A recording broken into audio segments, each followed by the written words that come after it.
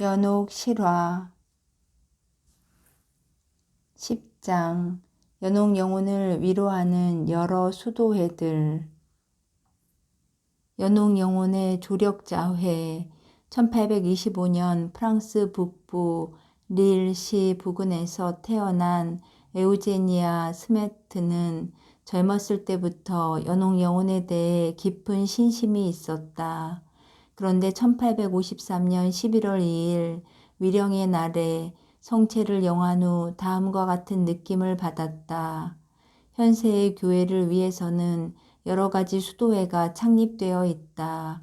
그러나 단련의 교회, 연옥을 위한 수도회는 없다. 나는 연옥을 위한 수도회를 창설하기 위해 하느님께로부터 선택되었다. 그래서 몇 해를 숙고하고 기도하며 여러 사람들로부터 의견을 받아 마침내 하느님의 뜻을 깨달아 연옥 영혼의 조력자 회를 창립했다.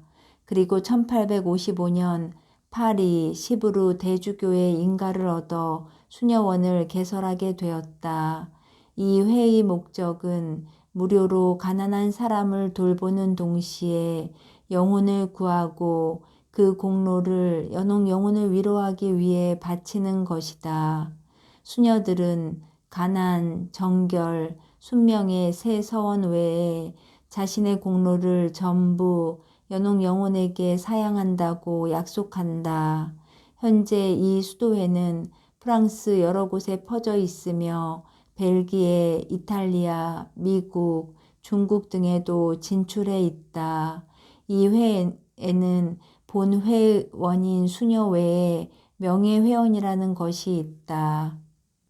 그들은 연옥 영혼을 위하여 기도와 고행 그리고 희생을 한다. 기도, 매일 신덕송, 망덕송, 애덕송을 바치고 자비로우신 예수님이라는 기도를 죽은 친척을 위하여 바친다. 그리고 그 기도에 붙어있는 은사를 그에게 양보한다.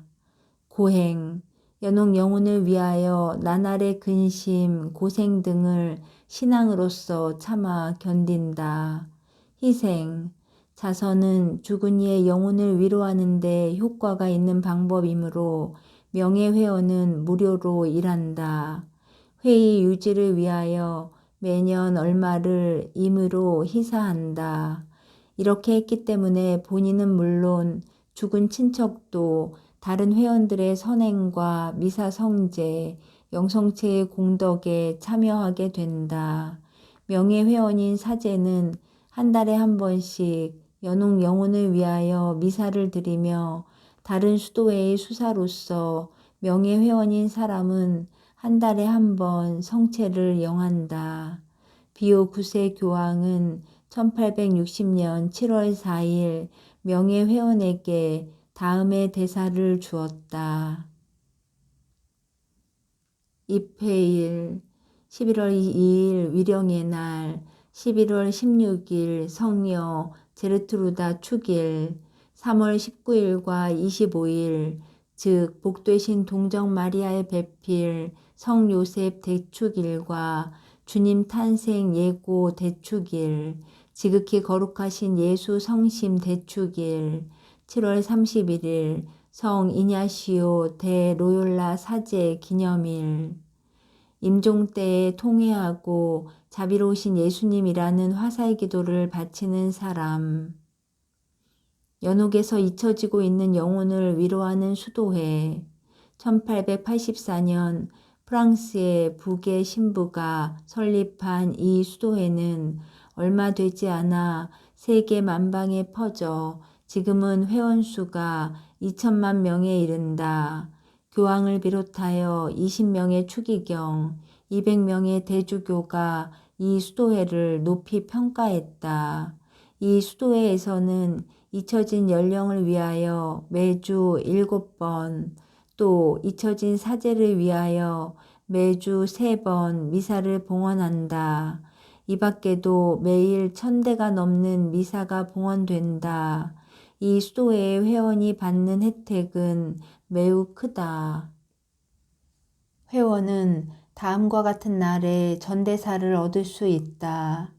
입회일, 주님 성탄 대축일, 주님 부활 대축일, 성모 승천 대축일, 성령 강림 대축일, 지극히 거룩하신 그리스도의 성체 성혈 대축일, 예수 성심 대축일, 원죄 없이 잉태되신 복되신 동정 마리아 대축일, 복되신 동정 마리아 탄생 축일, 성모 승천 대축일, 카르멜 산의 복되신 동정 마리아, 고통의 성모 마리아 기념일, 교회의 어머니 복되신 동정 마리아 기념일, 성령 강림 대축일 다음 월요일, 성 미카엘, 성 가브리엘, 성 라파엘 대천사 축일, 복되신 동정 마리아의 배필, 성 요셉 대축일, 성 베드로와 성 바오로 사도 축일, 대축일, 나지안조의 성 그레고리오 주교 학자 기념일,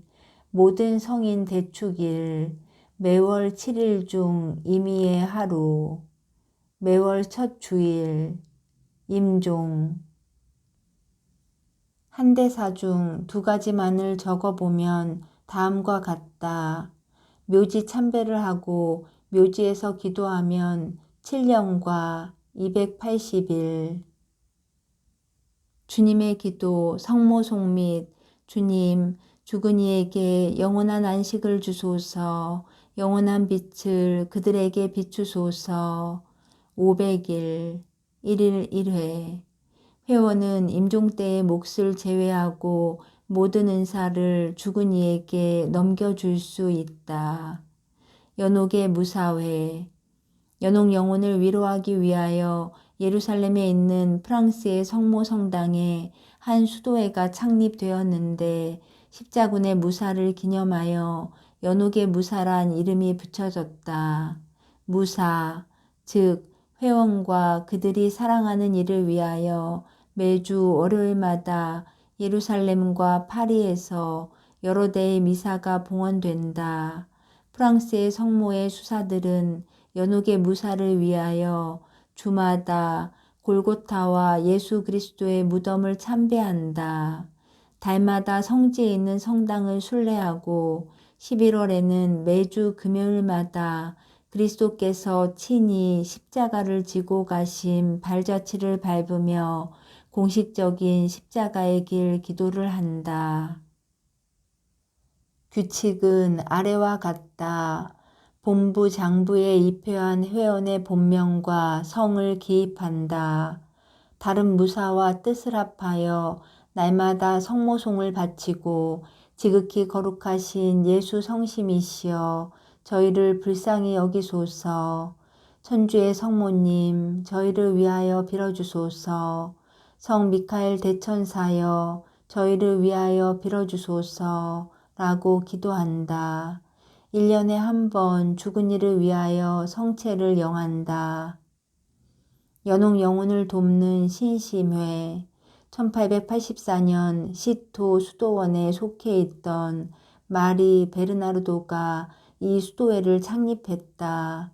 이 수도회는 교황뿐 아니라 많은 주교의 칭송을 받았다.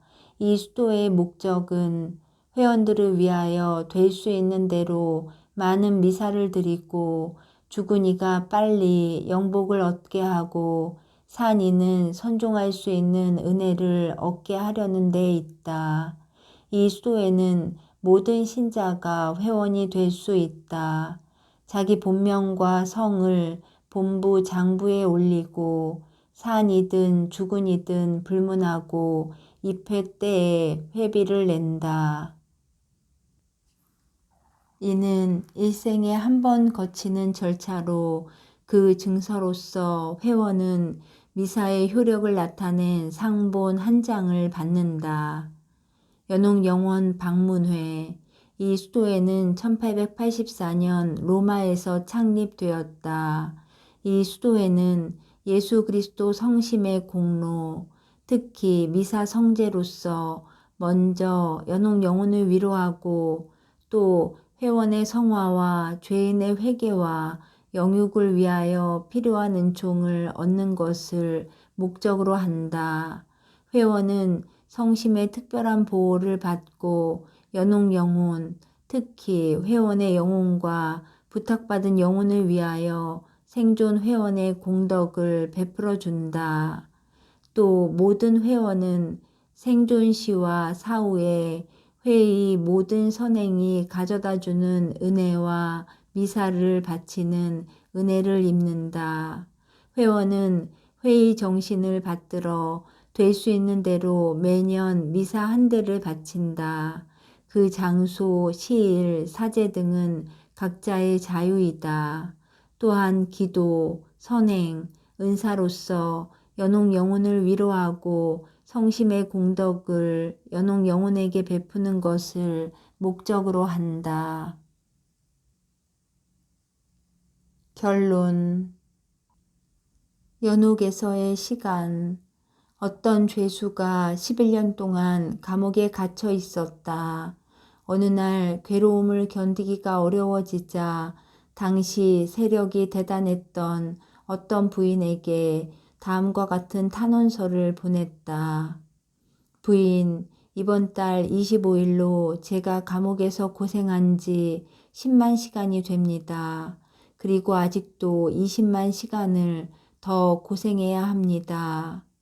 아, 10만 시간. 병자가 고통으로 밤잠을 이루지 못하고 시계의 똑딱거리는 소리를 하나하나 세듯이 이 불쌍한 죄수도 시간을 일일이 세고 있었던 것이다.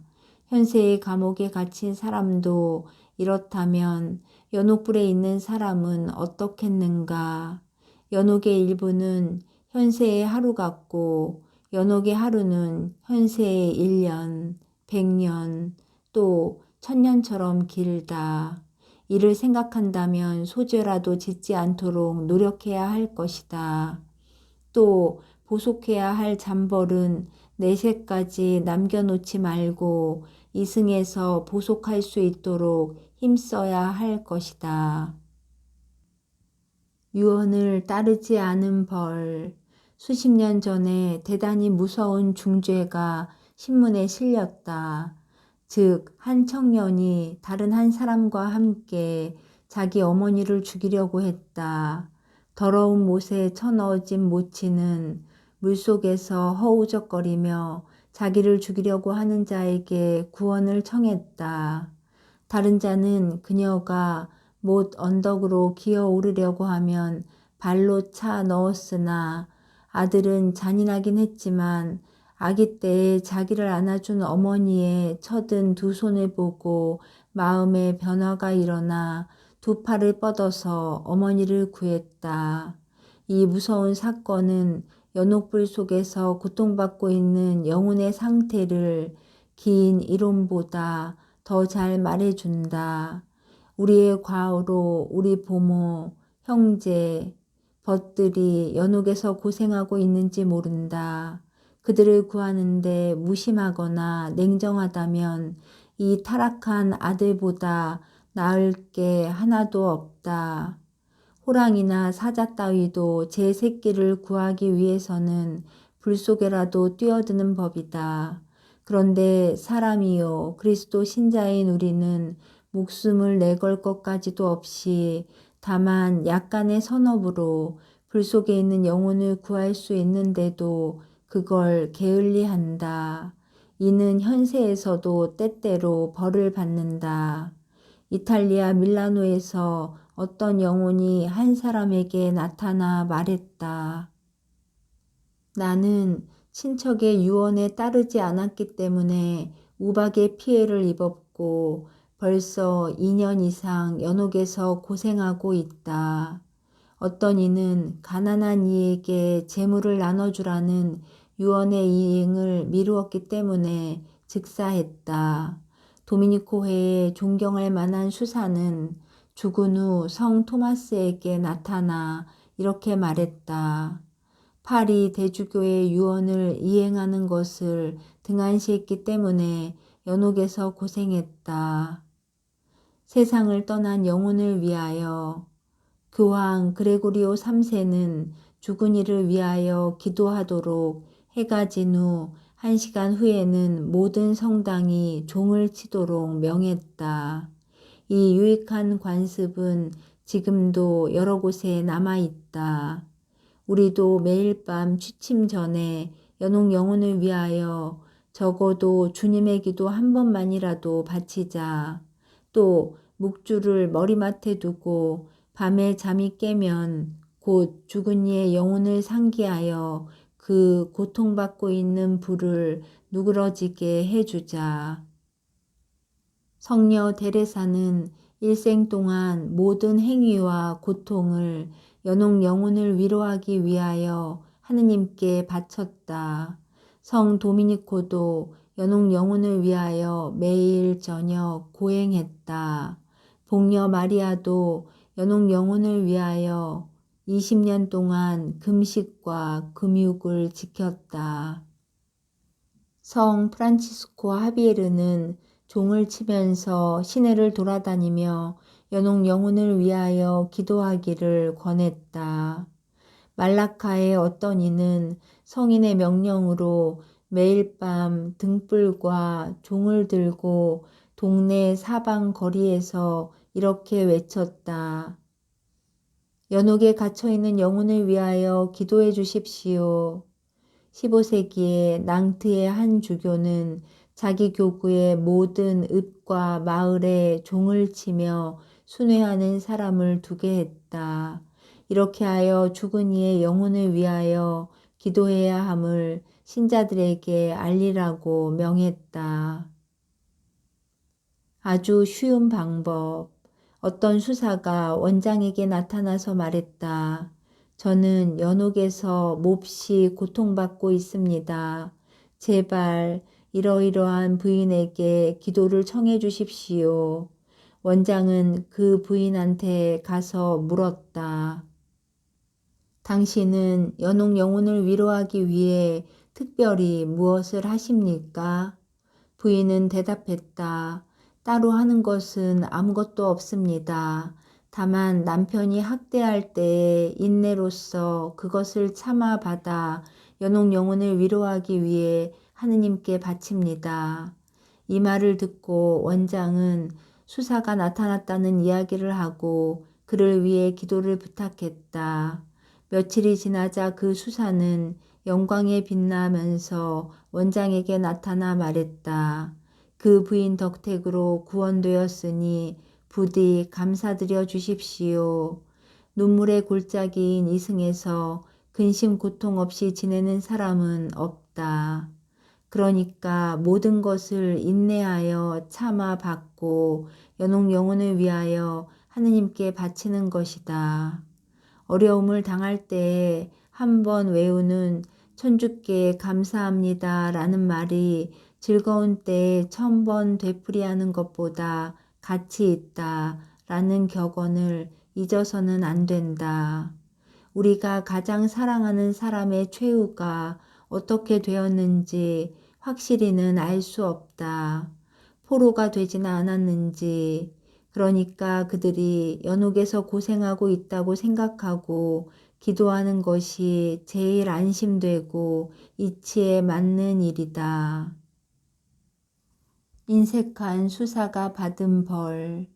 9세기경 마인츠시의 대주교가 된 라바누스 마우루스 신부는 풀다의 수도원장이던 시절에 늘 가난한 사람에게 자선을 베풀라고 회계 담당 수사 아델 하이트에게 명령했다.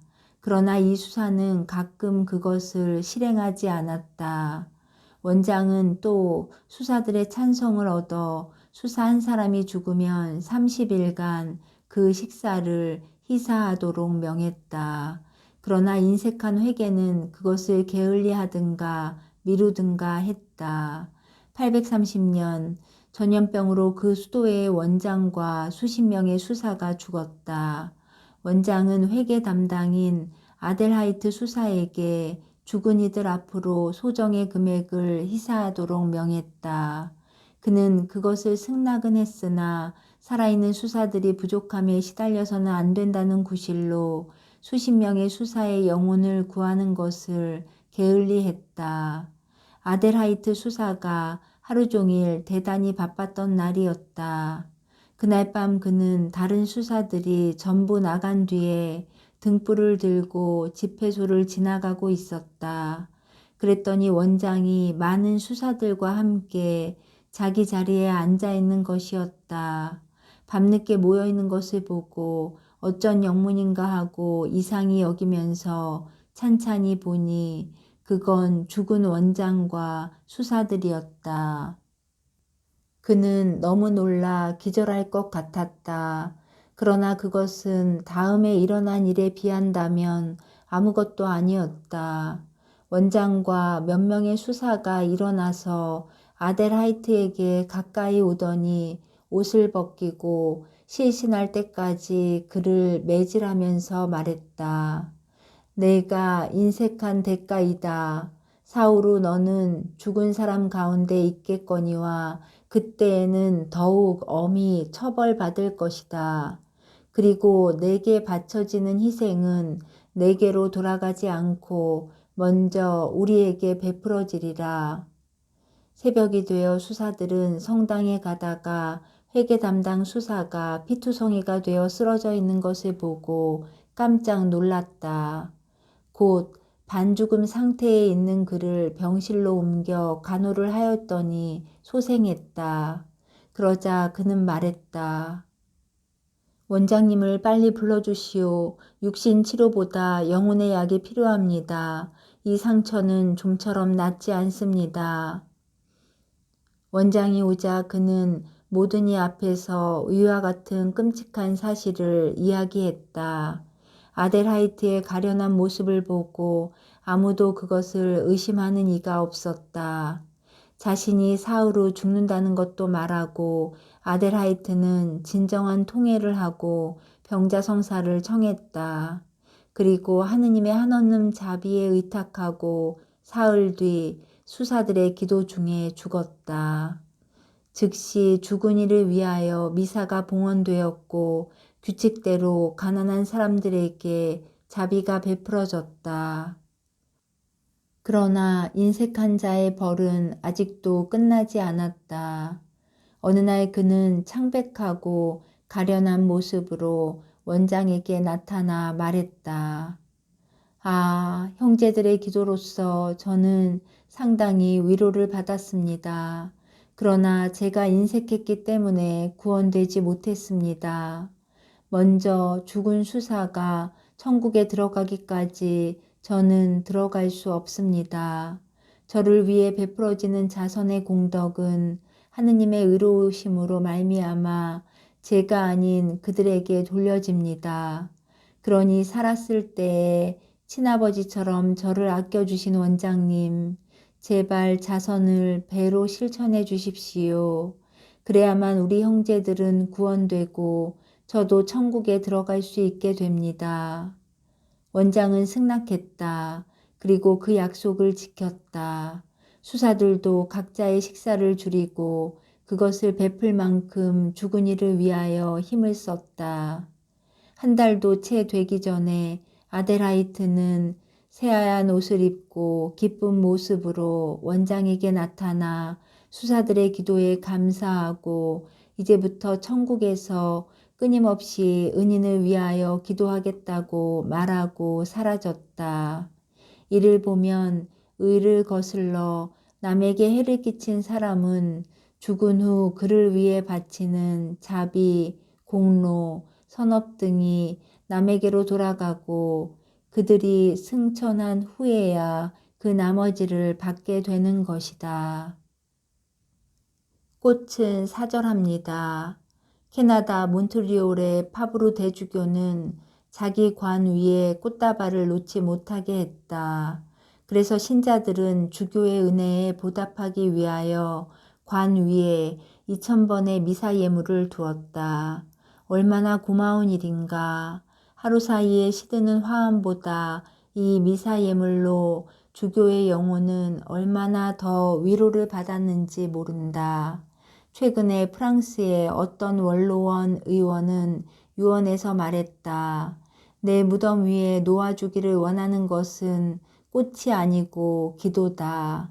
그래서 요즘은 부고에 꽃은 사절합니다. 단 돌아가신 분을 위한 미사는 감사히 받겠습니다. 라고 쓰는 풍조가 생겼다. 이 때문에 미사 목록이란 것이 생겼다. 죽은 이를 위하여 봉헌될 미사의 대수를 적어 그것을 우송하든가 또는 문상할 때에 시체 위에 두는 것이다. 이 신자다운 방법은 산이의 마음과 죽은 이의 영혼에게 한 대의 미사라도 100,000의 꽃수레보다 더 반갑게 여겨지지 않겠는가. 물론 각자의 상황에 맞게 장례를 지내야 할 것이다. 그러나 생존자의 체면 때문에 치러지는 예식은 죽은 이를 위해서는 조금도 도움이 되지 않는다. 떠들썩한 장례보다 기도와 선업이 따르는 검소한 장례가 훨씬 낫다. 죽은 이를 위해서는 묵주기도 한 단이나 성체조배 한 번, 미사 한 대가 다른 모든 장식보다 더 유익하다. 예수 그리스도의 정배가 되고 천국의 상속자가 될 영혼 일은 내버려 두고 빨리 묻어야 할 육체를 위해서는 아까워할 것이 없다는 것은 죽은 이에 대하여 불충실하고도 잔인한 일이다. 신자가 상을 당했을 때 부조 대신 미사를 드려달라고 알린다 해도 이상히 여기는 자는 없을 것이다. 또 이 미사를 통한 은총은 다른 어떤 것과도 비교할 수 없으니 어느 모로 보나 대단한 이익이다. 이 책을 다 읽은 사람은 가톨릭 교회가 죽은 사람을 소중히 여기는지 그렇지 않은지 알게 되었을 것이다. 교회는 밤낮 없이 죽은 이를 위하여 기도하며 또 진실한 신자는 모든 죽은 이, 특히 가장 사랑하는 이를 언제나 기억한다. 일생을 그들과 함께 살며 매일의 노고와 걱정들을 그들을 위하여 하느님께 바치고 또 선업이나 자선을 죽은 이를 위하여 스스로 실천하며 또 남에게도 권하는 것이다. 교회 안에서 죽은 이는 참으로 복되다. 두 명의 재력가. 이 이야기로 이 책을 끝맺고자 한다. 이 책의 많은 이야기 중에 이것만 기억하고 실천해도 대단히 유익하리라고 믿는다. 두 사람의 영국인이 멕시코에 건너가 재산을 장만했다. 그러나 점점 나라가 어지러워지자 한 사람은 재산을 정리하고 본국으로 돌아와 안락하게 살았다. 또 한 사람은 더 많은 재산을 가지고 있었으나 우물쭈물하는 동안 어느 날 밤 벼랑간 폭동이 일어나 잠옷바람으로 겨우 피신했다. 이 이야기에는 대단히 유익한 교훈이 담겨 있다. 즉 전자는 살아있을 동안에 선행을 행하여 사후 100배의 갚음을 받는 착한 신자의 상징이다. 후자는 자기 재산의 노예가 되어 선업을 하지 않았으므로 사후에 알몸이 되어 암흑 속에 던져지는 자의 상징이다. 그러나 불행하게도 많은 사람들이 후자의 길을 걷는다. 우리는 인생의 목적을 알고 있다. 우리는 덧없는 현세를 위해서가 아니고 영원한 내세를 위하여 일해야 한다. 우리는 영원한 재력가가 되어야 한다. 예수 그리스도께서는 다음과 같이 말씀하셨다. 너희는 자신을 위하여 보물을 땅에 쌓아두지 마라. 땅에서는 좀과 녹이 망가뜨리고 도둑들이 뚫고 들어와 훔쳐간다. 그러므로 하늘에 보물을 쌓아라. 거기에서는 좀도 녹도 망가뜨리지 못하고 도둑들이 뚫고 들어오지도 못하며 훔쳐가지도 못한다. 사실 너의 보물이 있는 곳에 너의 마음도 있다.